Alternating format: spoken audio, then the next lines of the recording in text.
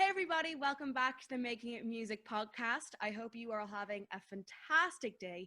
A big special hello to Craig from Dublin School of Music, our sponsor for the Making It Music podcast. Happy Easter to you and the family, Craig. Today is the 11th of April, and something amazing that happened today in 99 was that the legend Shania Twain became the first woman to have sold 10 million records, which is incredible. And she went on to become an actress, a writer, a lady with many feathers in her cap, like the lovely man here to my left. This one over here. A man of many titles, a guitarist, composer, producer, engineer, and musical director. You may not know his name, but you've definitely heard him play as he's joined the stage with the likes of Vicent McMorrow, AIMEE, Josh Gray, Soule, Booker Brass, Leisha, Brian McFadden, CC Brez, and I'm telling you, there's still a list here. Like, I have to look down to try keep up with the amount of people you've played with. And still, while playing with all these people, you managed to have the time to create your own original music with the likes of Akora and SENU. Hello, Mr. Sam Killeen. How are you? Hello, thank you for having me. Thank you so much for coming on. How are you getting on? I'm okay, trying Yeah, to keep busy in light of everything that's happening, yeah. myself occupied. How are you? I'm doing well. Yeah, same thing of just keeping busy, just keeping yourself going. And you have been keeping yourself busy that you've after releasing music, which is Yeah. fantastic. But I really want to dive into the music later. But to start us off, okay, we like to do this bit of a game on making music, just to like Oh, ease exciting. everyone into it. Okay, so it's basically a this or that. I'm gonna give you six artists, six musicians, okay, and you pick between the two. So I'll give you two at a time. So the first one I'm going to give you is because I know you're a huge fan of your guitar, like of playing guitar, but I also you're a huge fan of hip hop, and I want to Yeah. see which one of these men you'll lean towards. Okay, Jay Dilla versus Prince. Oh, Prince every day. Prince every day. Excellent, excellent. Okay, I was thinking because your guitar style of playing. Then I have two guitarists. I wanted to see which one of these amazing guitar players influenced your style more. Okay, so I've got Brian May versus Jimi Hendrix. Jimi Hendrix, Jimi hands down. Hendrix, I only yeah. got into Brian May like a few years ago. Like I don't know, I just grew up and I was like, I just never liked Queen, and then maybe it was when we did Queen for the Leaving Cert, I just really began to appreciate them then. But before then, I wasn't into it at all. But now I see how amazing they are, especially Brian May as a guitar player. But I don't think Brian May mightn't even exist if it wasn't for Jimi Hendrix. I don't Oh, know if definitely not. any guitarists wouldn't. Yeah. Have you tried playing with the pound coin yet? Yeah, it How sounds like shit when I do it. It sounds terrible, so I just don't do it. It sounds so bad. He can do it, and it sounds amazing, but I sound like crap when I try that. he had a gentle touch. He was a physicist though. He was used to working with like tiny little things. I say he had a very special way of playing guitar. And he was like, yeah, he had a degree in like Yeah. astrophysics. Yeah. Was it, or rocket science? Was that it? Yeah, one of them was a dentist. One of them could have been an Brian May was an astrophysicist, and then one of them was I always differentiate between the other two, but one of them was a dentist and one of them was an engineer. Like Right, and then Freddie Mercury went to art college, like studied fashion and merchandise. right. That movie was so good, wasn't it? The Queen movie. Was it? What was it called again? Good, Bohemian Remy Malek. Rhapsody. Oh, so good. Been on a huge buzz all like the last year of just getting back into Jimi Hendrix because there's so much amazing footage of him Oh, on YouTube now, like full concerts. Same with Prince as well, 'cause you could never get any Prince stuff online because mm. he was anti-internet pretty much.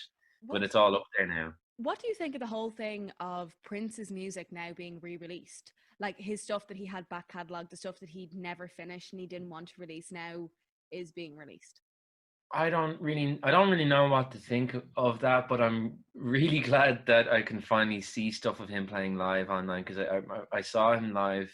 It was his last show ever in Ireland. I think it was Marley Park, Wow, maybe about that's 10 years fascinating. ago. Oh my God, it was so amazing, and like I just was so captivated by him. And it was you can never get anything online. You can never see live concerts on YouTube's, and I'm glad about that. It's hard to say, it's kind of that happened to Michael Jackson, didn't it? Like all these like demos and stuff like that were released. Yeah, they weren't released officially, but they were like leaked. But the thing is with Prince, it's all Right. being officially released like official albums and stuff like that. And Oh, I don't part of know. It me like, depends who's getting the money from it, you know? yeah, That's just, I think it's his family that are getting the money, but I think with me, like the whole thing of seeing them live, like I love being able to actually watch his performances now because he was so putting anything of his on in the internet, he was so against. And then slowly yeah, it started going on. But it's just the whole thing that he was so against it going in the internet, and Prince was such a perfectionist. Like there's yeah, there's like interviews of him that he would be like, I will spend hours upon hours on like a line of a song just to make sure it's absolutely perfect. And to think yeah, that he put so much work and devotion into his music and he wanted to be so perfect, how would he feel now that this music that he didn't think was good enough to be released is being released? yeah, So it's yeah, that's rock in a true. hard place. It's like I want to Yeah. hear more Prince. I love Prince. I want to hear more of his stuff, but at the same time, do I Maybe want? he wouldn't. Maybe he wouldn't be happy with it. It's I don't really know. I get there's kind of an irony with perfectionism, isn't there? Where like if perfectionism, in my experience, often is like the biggest leading factor to incompletion, and then it's ironic because nothing is perfect about something that's really incomplete, right? Yeah. You know. So I don't know.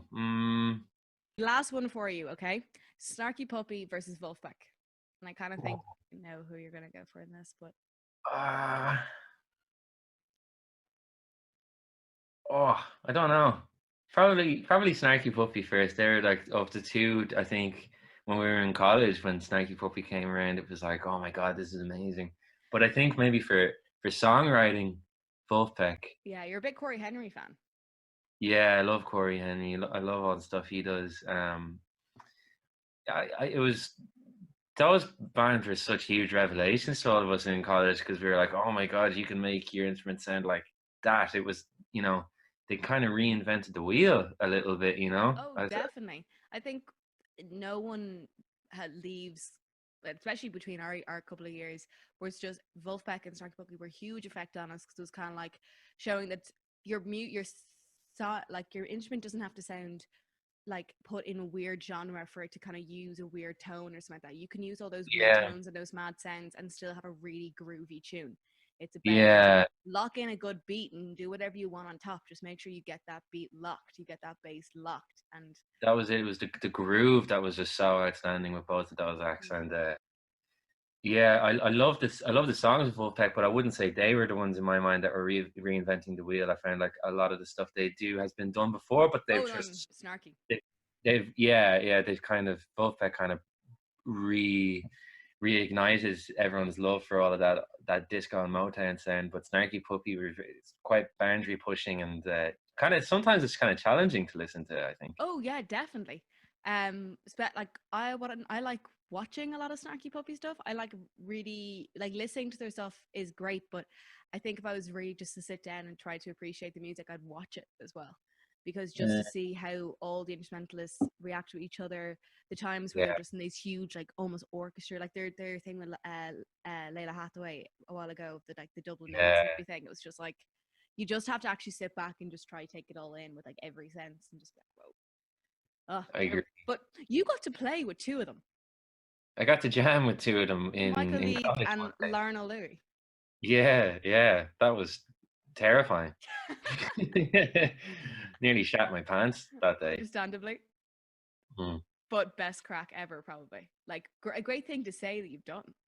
Yeah, it kind of like it all happened so fast. That was I think that was like 9 in the morning, that masterclass, and I literally rolled out of bed and I was just wearing like my tracksuit bottoms that I definitely haven't washed in days, and I just came in and they were like, "Hey, does anyone want to come and jam?" And then I think there was like a couple of my mates in front of me who were like in my year and the year ahead of me, and they were just like, "Sam, Sam, Sam." I was like, "Oh fuck!" And then before I knew it, I was up there. But they were so nice, They you know they could have made an absolute show of me because they're just so amazing at what they do, But it was kind of like I think we played like a Michael Jackson song and maybe like a Stevie Wonder song, and they kind of used it as a way of like teaching about how to jam. So it was terrifying, but also like that was amazing, and they're such nice people too. Michael League, I must say, a guy in my year did a Michael League song for his final exam get his degree, and he got in touch with Michael League beforehand and was like, look, I am playing your song for one of my final exam pieces, and I was just wondering if you could give me any advice and stuff. Michael League's like, yeah, sure, no bother, I'll Skype call you, we'll do a Skype lesson.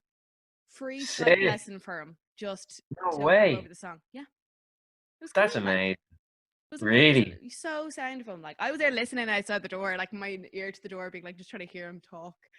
But like, Oh man, that's so unreal, cool, man. isn't it? Yeah, I have a lot of respect for him and everything he does, and he just does that. Like he makes time for everyone, He you does. know? Yeah, that's the thing. It's just he's really just knows where he's come from. He knows all the big stages he's played, but he still plays the small stages with his own little smaller project. And like, he is so grounded and so humble, and just it's so sound to everyone he meets. I've met him before as well after a gig he did, and it's just so nice. Just such a Yeah, nice man. yeah. Okay, before we dive into your music, which I really want to get into because man, it's sounding excellent. I'm going to say Thank. this to you, that at the end of this interview, you are going to be put on a helicopter and flown away to an island, okay? And you are going to have to bring 5 albums with you. Only 5. 5 albums. Yeah. Desert Island albums. Okay. Yeah. So I'll give that question to you now. Let it be stewing in the brain. Okay. Can I get my phone and just like start like adding notes as they come? Yeah, of course, of course. But so I've done Desert Island Disc. Let's have a talk about your most recent releases. Now, SENU is Sam's original project, and back in 2018 you released your first track, Suffocating, and Mm-hmm. in the last month we've just gotten 2 class tracks from you. So Ah. Jetlag 4 and Jetlag 7 brackets Matthew. Why is there bracket? Is it Matthew because like Matthew isn't online and you just want to note him, or why is Uh, there? the whole thing behind the story with Matthew was about a family member who died before, like Oh, I'm he so was sorry. he was in my family before I was born, and that whole story kind of came across from that. It was kind of like a homage to him, so the song kind of came just flowed out of that. So that That's song is very much a lovely. feeling about that kind of, how would you describe it? It's maybe a love song to a family member who you never met. I That's kind of think of it really that way. lovely. That's Mm. really nice. I thought it was like something to do with someone who played, but that's actually a much nicer reason to have it there. But they're really, really great tracks. They're so groovy. Like the minute you put both of them on, it's just like a stank face in your head starts doing that pigeon bob, and you're like, yeah. But first one to look at is Jetlag 4 with Jamel Franklin was your first one that you released. Yep. Okay, and something that really stuck out to me with this song, and over your last one, your Suffocating 2018 and your little remake that you did on SoundCloud. I think The it's such Love a Talking remix. Is that yeah. the one? Oh yes, that's such a good remix. Panning is a really big thing for you. Like Yeah. your music very much is like almost like a 360 experience. You sit back and you can like see the sounds traveling from one side to another. I don't know if that's just me being a little bit crazy in the head, but I really like, where did this whole love of 360 panning come from? Because you don't really, you'd hear it a lot in electronic music, but you wouldn't really you'd hear it a bit in hip hop music, but not to the extent that you've brought it to. And you definitely wouldn't hear it as much in like soul or pop. What was kind of your influence there? Um, I don't know. I think it was like in third year of college we did a music technology course, and I always had a deep love for electronic music growing up as a kid, or a lot of music like Massive Attack. Um, Other records that always kind of stood out to me as a kind of like a very visceral physical experience would be like Dark Side of the Moon with Pink Floyd. Sound like musically that would be quite far removed from what I'm doing, but in terms of how it's like how the music is architected. Is that a word? Yeah. Architected. It just made the whole experience funner. I love making it like an immersive experience. In terms of inspiration, the biggest for how everything sounds would be Flying Lotus Records. I love how he approaches his songs, and he does hip hop tracks and electronic tracks, but it's a song when you hear it like through a phone or a laptop speaker or whatever, but when you put it on headphones, it's kind of like a nice little treat to know that there's this whole other world going on that you'd never know about. This way of like architecting songs. Did that really kind of push you towards learning how to mix yourself and learning how to really put your own music together? Yeah, big time. The whole album itself that's coming out, like these are 2 tracks from an upcoming album, but it was all a huge learning curve, you know. And you It just mixed all of these tracks. yeah, Excellent, nice. yeah, recorded, engineered them, performed them, produced them, and mixed them. Yeah, it's Dave Dockery on drums and Colin McKenna on bass for the tracks as well. Two absolute groovers, absolute Yeah. groovers. Um, that's really class to hear about the album. That just throws away the question I'm going to ask later. Is there more to come? But then you had Jetlag 7, all right, which Hmm. I really liked. And one thing that why I asked you the J Dilla Prince question is because the way you put your music together, you have a like the song is kind of hip hop trancey, and then you've this rock guitar on top of it. Yeah. You've worked with like so many people across the Irish music industry, different genres. Did you find by working with all these people and playing all these different genres of music that you realize that there's ways to really put two different genres together, to put two conflicting, maybe in other people's eyes, conflicting genres together, or two conflicting sounds even? I suppose the thing with doing like session work or when you're working with different artists is you're kind of acting like a chameleon in a sense. You know, you kind of have to find a way of serving the song, and you have to adjust how you sound or how you perform something in order to fit. Whether it's like if the music might have like a West African influence, then you have to kind of recalibrate how you're going to perform that or what tones you're going to use. And I suppose maybe the thing that comes across with these songs is just they're some of like my favorite sounds that I've had to learn or develop from being in different situations in bands. And I suppose it just kind of worked out that way. And jamming as well, just playing the track and jamming along and relaxing and not trying to think too hard, just seeing what feels right, and it's fun to play as well.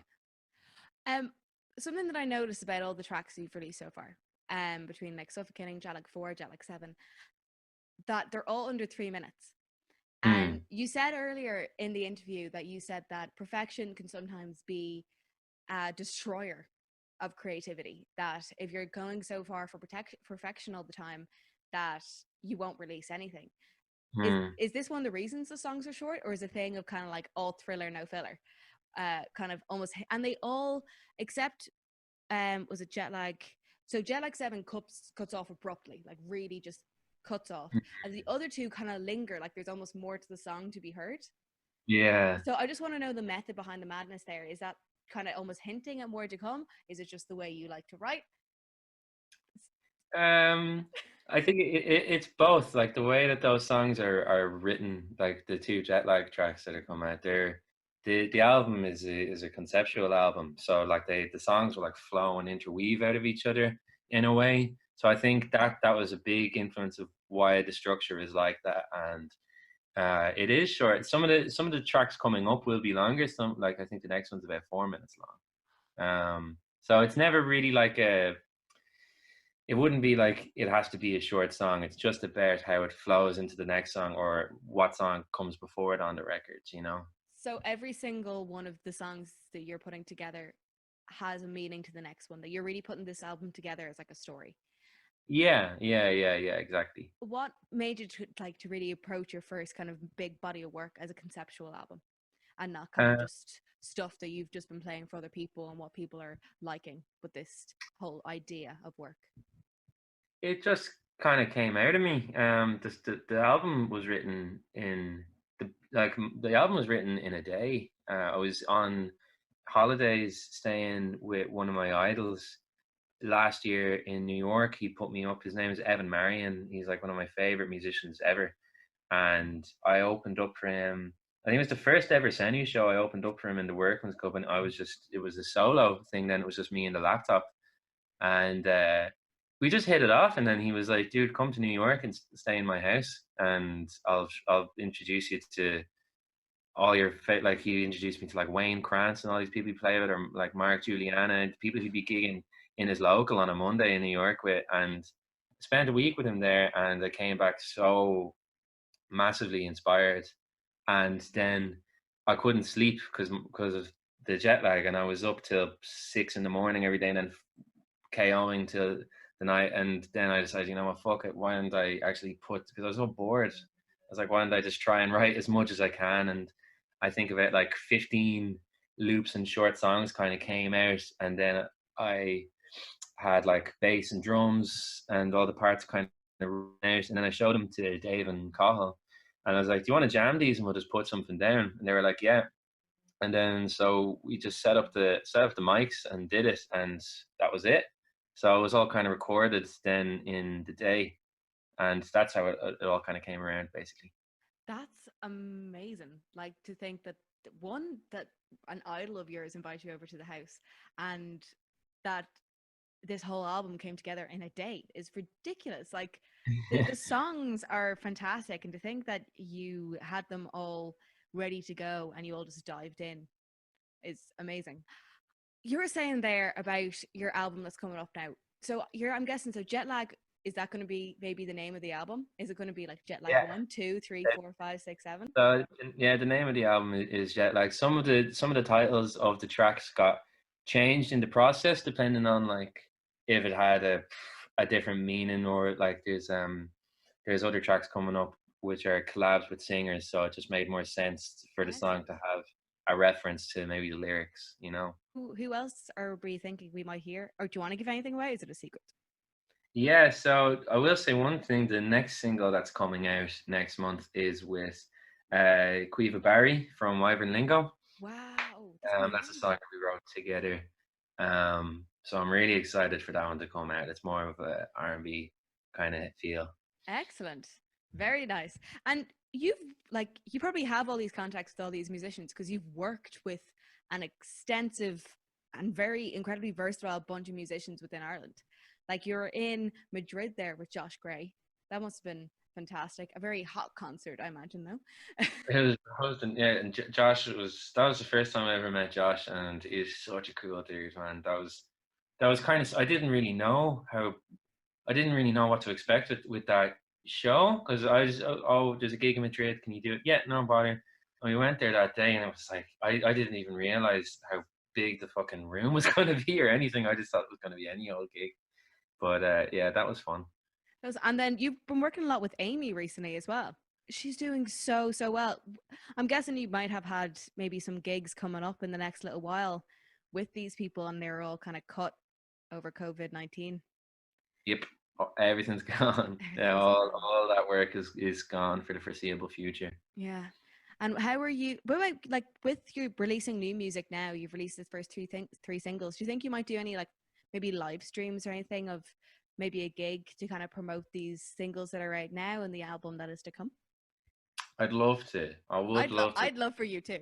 We are unable to even like myself, Dave, and Cahill. Like everyone's kind of spread out around the country. Cahill's from Monaghan, Dave is from Athlone, and I'm in Wicklow at the minute.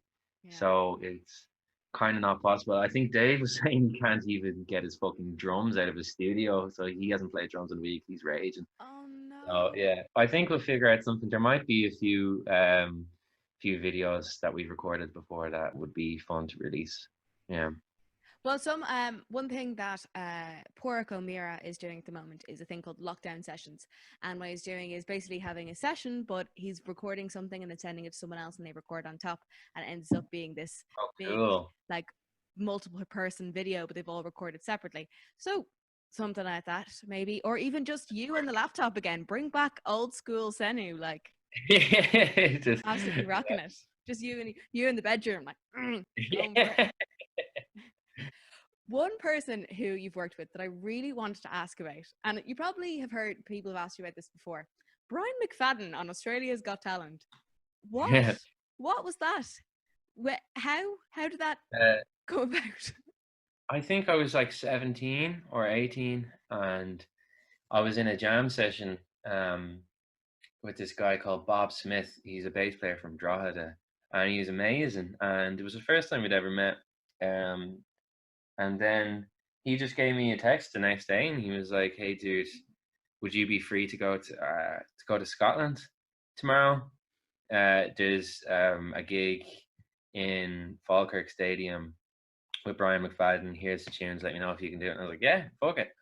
So that was that. And then I think there was a few other gigs in like Liverpool or Manchester and kind of like even just corporate stuff, you know. So that's how that came about. That was, That's I don't think what he really gigs anymore. I don't really know what he's up to these days. what's he like as a man, as a person, as Brian McFadden? Like, Well, you know, in that kind of situation, a lot of the times you don't really get to spend a lot of time with them. You know, you're especially with him, like his schedule just seems so busy. I remember he was up like at like 4 in the morning to do like a breakfast show in London, and then he had to fly to Scotland, do an interview, and then he had to do the gig. So I didn't really get to meet him properly yes, that much. You know, that can be just kind of the way with some of these bigger celeb types. stars. Yeah. They're just on the run all the time. You know. Don't know if I'd be able for that now. I must ask because you've worked with so many people, like the list is ridiculous. You say you kind of started off in that around like 16, 17. What do you have any advice for anyone who's kind of in your position who is you but maybe 6 years ago, who's thinking like they want to start playing with people, they want to start playing, getting involved in more and more different music? Do you have any advice for them? Um. So, do you mean like for people who want to become like session players, or people who want to do their own music, or a bit of both? A bit of both, because I know from I have someone who's still in BIM, a sister who's still in BIM, and your name is still circulated, which is something that's pretty cool. Like, your hard work has followed you. Like, people know, people hear your name and they think quality. They think they hear Oh, your wow. name and they think someone to go to, someone that they can rely on, which is brilliant. And That's just nice to hear. Thank advice you. for anyone who wants to follow in the same footsteps that you have, a man who has a lot of feathers in his cap. Um, what I would say is, like, I spent a lot of time like playing with different artists, and I got to learn about a lot about how to, you know, get the sound that's right for that music. I think the thing that started to really give me the most work was when I started to play my own music, because all of a sudden then you have more of an identity, whereas when you're doing the session work, you're, like we were saying earlier, you're kind of a comedian. You're trying to fit into something seamlessly and serve the song. But what ended up giving me more work was when I started playing and releasing my own original music with the Akora gang. When we were doing that, all of a sudden, because I was making my own sound with a guitar rather than trying to like fit another sound, then people like recognize you. Oh, he's the guy with that sound. We need him for this album, or we need him for this EP. You know, like that has come up where people say you're able to do lots of stuff with pedals. You know what I mean? So you can end up getting more work that way. So I would advise people who are starting out, if they want to get more work as a session player, don't be afraid to try and write a lot of music, you know, or and even use it writing your own music as a kind of a practice, you know. Develop your own sound as a guitarist is as important as a vocalist developing their voice. Yeah, of course, and being able to also pull it back, you know what I mean, like any of your favorite artists and stuff like that, like say that, I don't know, like Tom Morello would be an example of somebody who has his sound, you know what I mean, or Jimi Hendrix has his sound. I know it's blues, but he kind of pushed the boat a bit Yeah. further out when he took those inspirations further. Yeah, writing music for me was one of the biggest helps for actually getting more work. It was kind of surprising. Excellent. Well, thinking about it though probably makes sense because people hear your sound, they're like, I want to write with him. I choose you. I want that. Yeah, yeah, definitely. So doing a deep dive stalk on your Instagram and social media profiles, as I do before all these interviews, so it was Suffocating came out in 2018. Mhm. Brilliant single, and then you were doing a lot of session work around then. It's when the gig in Madrid was. You did New Year's Eve with AIMEE in the Academy, and then we lost you. As in like my Instagram page went. No, I'm just asking about why you went to India. Oh, I went to India. um, India was my girlfriend's idea. I've always wanted to travel, and I never really did it in my late teens, early 20s. I kind of just gig Mhm. all all the time for the last 8 years or so, you know, like 5 nights a week kind of plus. So it's, I found myself kind of getting a bit like worn out and being like, oh, I really need to Hard chill out, grind. especially after finishing the album, finishing mixing it and producing it. So it was her idea. She was going to India to be reunited with her long lost twin brother, who they hadn't seen in like 4 years. So she was like, "Fuck it, do you want to come travel with me and my brother for a month?" So that's what we did. It's amazing. And Mm, just what you said there, it really pulls up what we were talking about last week, just with Maria Kelly, that sometimes when you're really saturated with music and when your creative outlet becomes your life and it becomes your livelihood, that really sometimes you do need to take that step back and yeah, to kind of reevaluate where you are. And because a lot of times when you're using your ears for so long, they just go deaf after a while and they don't want to hear anything. definitely. You need to take a step back. Did you do any like any music listening over there? Did you dive yourself into the music culture over there? No, I Good, purposely made a big effort to good. not listen to any music, didn't listen to my own tracks for the whole month I was gone, and we didn't really go clubbing or anything, you know. It was just kind of relaxing on the beach or going traveling, up mountains and everything. Um, it was amazing. It's also kind of, it gets kind of weird by like week 3 because all of a sudden you don't have, you know, the same reason that you get up out of bed every morning when you're back home. You're like, The okay, I gotta extension of get your up. hand. Yeah, I have to work. I have to, okay, I have to make money today. I have to, you know, all these things. But when you're away, it's kind of odd not having that for a Yeah, while. It makes it really nice to come home and have stuff to do. But then coming home was weird then because it was like the apocalypse coming yeah. home. As soon as I came home, all my work was just like, Gone. as soon as Radker gave that speech about all the venues shutting down, that was like, that was all my work, live work gone in one Hmm. quick go. So So how are it's you been, keeping yourself busy now? Are you like, so you've got the album. The album's ready to go. Um, mm. are we going to get a jet lag too from your jet lag from India? Maybe. Yeah, there's more. There's a couple of more jet lag tracks to come, and some other singles, and then album will be released around autumn time. So Brilliant. Excellent. Well, that's absolutely class. Any plans for after this? Any plans for after the album's released? Would you want to try get out there and tour it around? You kind of have a good name for yourself and across many different counties, countries. Would you want to try get out there and show your music off? yeah, we talked about that with me and the band, and talked about getting an Irish tour going. It's all kind of up in the air, of course, now. So if and when that becomes a possibility again, of course, there would have been an album launch. I can't really say too much about that right now, but that's kind of all up in the air right Yeah, now. If that day is even gonna work now. Everyone's kind of twiddling their thumbs, wondering what to do, you know. that's the So thing. aside from that, working on mixing for people and mixing, mastering, and production, and doing a lot of writing. SENU album 2 writing. Fantastic. I can't wait to hear the whole album and get to see you actually play live because I always say this to all my interviewees and I think they all just think that I'm bullshitting, but it happens. It seems to be that every time that I'm working, because I work late during the weeks and then I gig on Right. the weekends, so I never get to go to see any gigs ever. Sucks. I know Um, that feeling. so I'm gonna after this year, especially this quarantine time, I've really kind of taken a step back and thinking that, you know what, I'm going to start cutting my hours back during the week so I can start going to more gigs, see people like yourself. Like the last time I saw you play Sam was with Akora, which was probably one of the best gigs ever, but like with that long ago, and I can't wait to properly see you going at it again.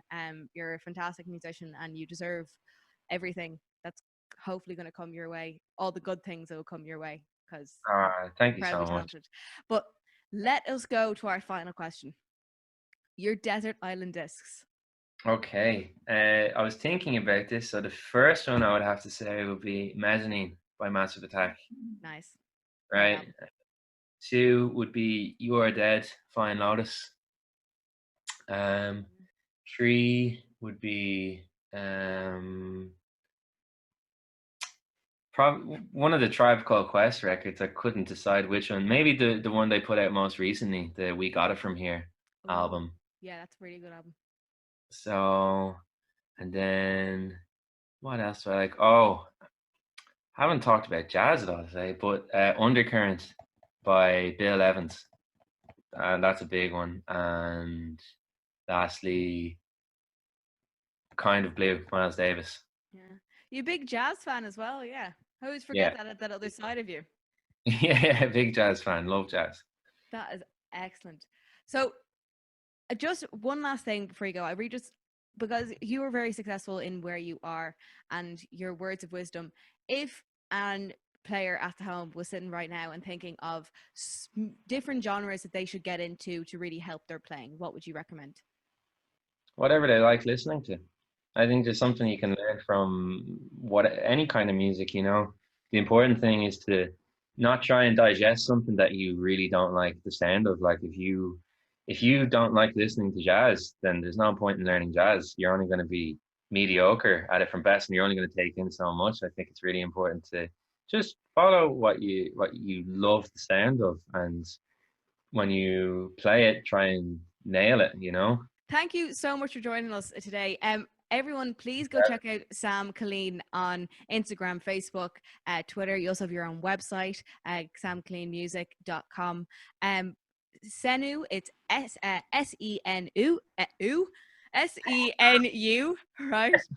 You can find that on it. Find his original stuff on Instagram as well. All of his new music is up on Spotify, and also a really class mix of I love talking on SoundCloud. Go check out Sam. Thank you so much for tuning into the Making It Music podcast today.